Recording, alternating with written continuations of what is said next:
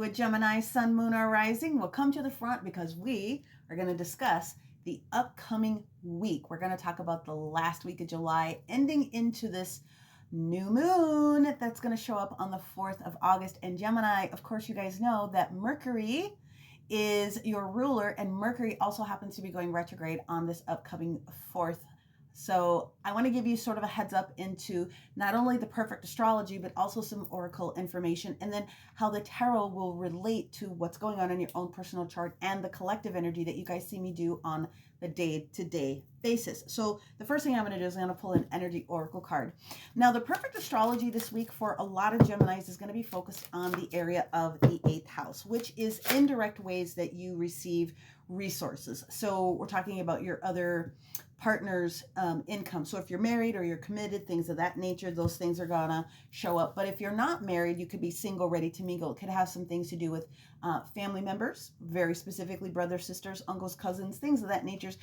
It could also have things to do with the way other things come into that house, which include insurances and things of that nature. So indirect ways that income or resources can affect you. Now, the energy oracle that we have here is in the reverse position, and it would state, if it was upright, make the best of it.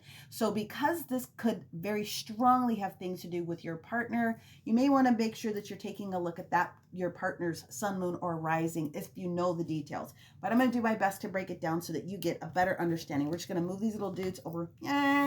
We're going to pull some energy oracles first. This is not tarot. The reason I love oracles is because it can sometimes just give you immediate information without all the other stuff that you don't need or don't want to know about, or can seem very confusing, but very honest and truthful nonetheless. And what we have here, is there one more? No, just these two. So we have the journey in the reverse position, which means there could be a little bit of stagnancy potentially going on with someone that is in your connected field. And when it comes to contract, we are talking about business dealings, whether it is spiritual or in this physical energy that we're talking about. So it does look like there could be some different things that are going to potentially change for some of our Gemini. Now, I'm going to pull tarot cards. We're going to clarify with a different deck, especially if we come up with any major arcana. And then I'm going to pull a sacred geometry, but that is going to be specifically for you and how you personally can deal with the energy this week. Now, of course, we know with Mercury going into retrograde, it happens 3-4 times a year, depending upon what's going on. It will change the nature of communication for a lot of people. And because you are ruled by Mercury, but that change doesn't technically take place until this upcoming Friday. It doesn't mean that you're left out of some of the different things that are showing up.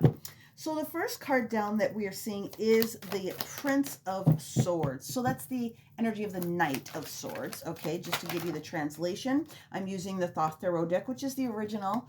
And then I will give you the information for modern day. The second card that we see is the Empress card, which is Venus. Okay, and it's very interesting that Venus actually on this Sunday moves out of Leo and into Virgo, also the same day that all these other things are taking place. And then what we have here is the Ace of Discs, which is the same thing as the Ace of Pentacles. Okay, so Pentacles, Discs, resources. So we're sort of jamming on the one, so to speak. I already just told you my age right there with that statement.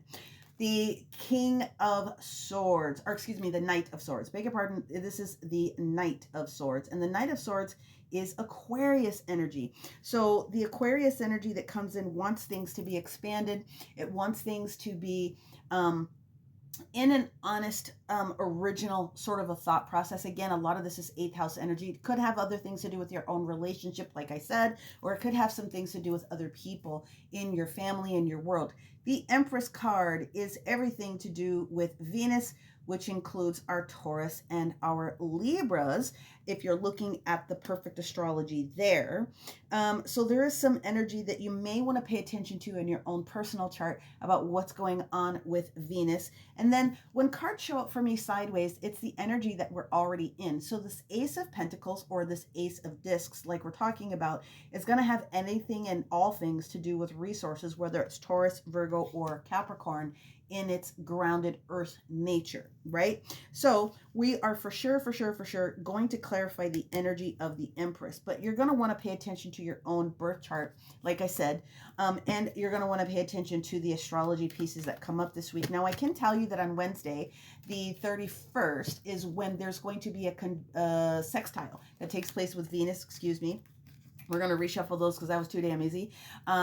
So there could be some changes, and there will be a lot of changes for people when we get to that transition point of this particular week. But of course, I already stated that Venus is going into Virgo, which is the natural sixth house. Of course, we have another major arcana, the natural sixth house of physical, tangible, touchable things. Okay, so Virgo could be very important in the energy that you want to pay attention to this week. So we have the Moon card, which is Cancerian energy. And then we also have the Five of Pentacles. We're going to pull one more. And there it is. Oh, we got two. So bonus. We have the energy of the Eight of Cups and then the Seven of Wands. Ooh, okay. So when I look at these two here, we have the energy of the Moon card, like I said, and the Five of Pentacles. So the Moon card in itself is going to have everything to do with Cancerian energy again, okay? And that Cancerian energy with the moon shifting into your sign late Tuesday, you'll have it Monday, Tuesday, and half a day on Wednesday. This Five of Pentacles card is sometimes the energy of lack, or there could be some sorrow that is associated with this if trying to move forward. This also sometimes means that we need to go in and have a conversation with someone about resources. So remember I said 8th house, it's not directly related towards you. It could be something going on with your relationship or your partner. Now, the next series that we have is the Seven of Wands that's in the reverse position. And so that energy carries a lot of Leo energy, that Seven of Wands in the reverse position. Sometimes there's a little bit of a stop in something. Maybe we're not feeling completely comfortable with the decision, but then we have this Eight of Cups, and usually that carries the energy of walking away from something. But what that means is that we're wrapping up the tail end of the water cycle, which is Pisces energy. So because we have some heavy water energy that's showing up, I would really be looking at paying attention to your own chart when it comes to a little bit later on this week and how you can pull some other things out of it that's very specifically for you.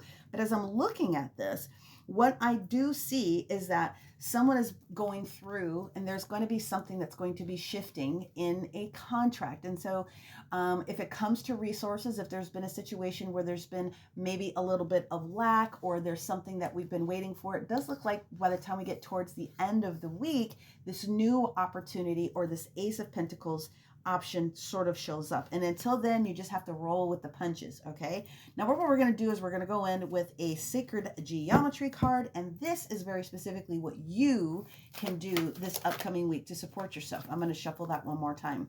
So the Sacred Geometry cards I love because they give us 3 or 4 different sorts of pieces of information contained in one. And what we have here is called the Egg of Life. It is talking about the key to your own blueprint. So what I'm going to do is I'm going to go into the booklet to make sure that I haven't forgotten anything about what this card happens to be about. But this carries the energy of 3 divine feminine, which is creativity, and it's allowing things to start to blossom in its own way. Now, the Egg of Life is talking about a second opportunity. The Egg of Life is talking about that there's a reason that things take place. And the Egg of Life energy that we have here is talking to us about looking within and supporting the choices that we're making so that we can continue to grow. Now, the crystals that go along with this particular card are going to be Mookaite, petrified wood, and even Moldavite if you think you can handle this change. The universe is asking for this explosive change to take place in one of those different areas. So make sure that you're looking at your sun, your moon, and your rising. Of course, we already talked about the moon energy a little bit here, but your own personal birth chart is going to give you the additional planets.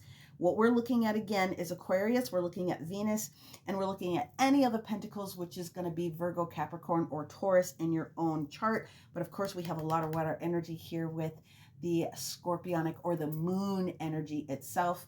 However this relates to you, make sure that you are always receiving what it is that you need, what it is that you want and desire, and continue to find the beauty in all things. With this little bit of a heads up, maybe it can give you a little bit more information. And if you want to seek a personal reading or healing with me, one of these little buttons around here is going to take you to my website so that you can book a personal with me. Otherwise, have a beautiful upcoming week. you got a little bit of a heads up and where you can massage yourself around some different dealings, and then take a look at your partner's reading as well. Many blessings, my friends. We'll talk to you later. Bye.